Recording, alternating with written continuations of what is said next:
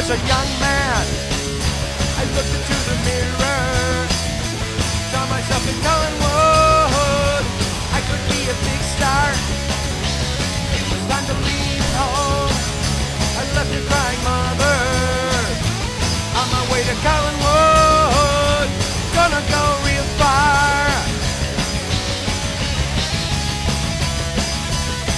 The bad award goes to a building wall mural painted by an Argentine street artist that goes by the name Ever Sempre.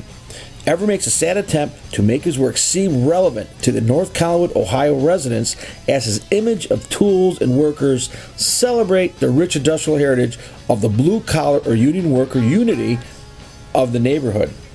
First of all, the street artist received some grant money to paint the side of a building. When the government prints grant money, the money comes out of our pockets. If it's going to come out of our pockets, at least employ a local artist. More than 20 murals were painted on the streets and the sides of buildings, and only a few artists were local. I was born several blocks from this hideous anti-American, anti-capitalism, and anti-constitutional mural. Last time I checked, I was still an American, not an Agenda 21 global citizen.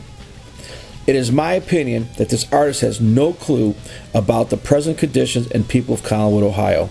If I wanted to paint a bad mural that was relevant to Collinwood, Ohio, I might paint the mural of a school on fire with kids burning up and jumping out of windows, just like what happened in 1908, the Collinwood school fire, which was America's worst school fire, killing 172 children. It is alleged that the Ever mural portrays union workers or the blue-collar unity of the neighborhood. This artist must think that GE, Fisher Body, and GM still employ thousands in Collinwood.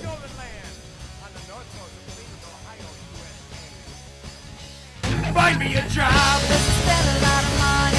Be okay. It's gonna be great. I'll play the part. We'll all be Do what you superstars. say. I do what you say. I'll do what you say. Somebody please take me to Collinwood.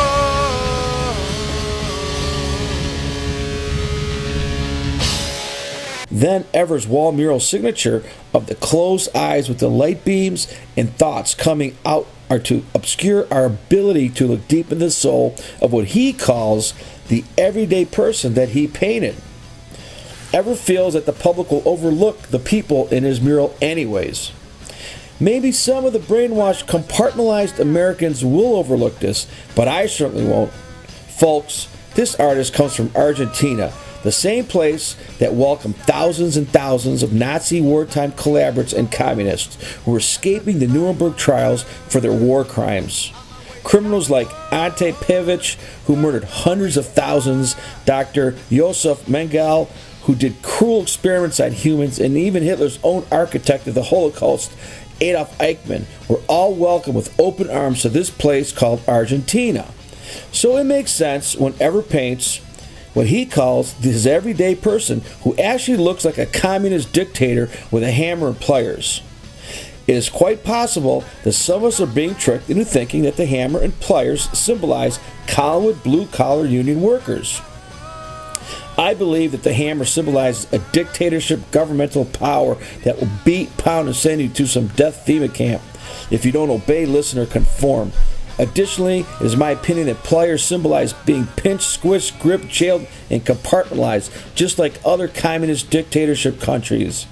Basically, the mural portrays no freedom, no civil liberties, and total governmental control. Furthermore, he paints a lot of little peasant slave workers who look up to their pseudo-god dictator leader. It is my opinion that the governmental shapes are all the rules, red tape, and laws that weigh down the people and keep them in line and controlled. Basically, the red mural is a derivative of the communist flag. It appears it may be predicting our future.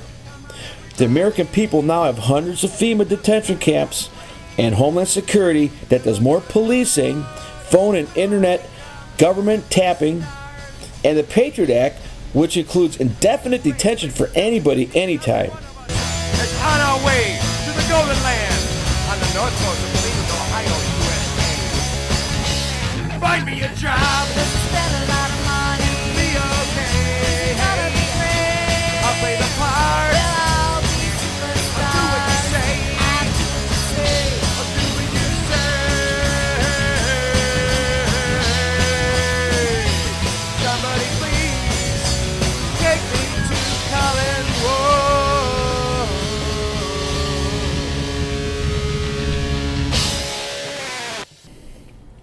If you look at this mural the way I did, it is very spooky, scary, and threatening.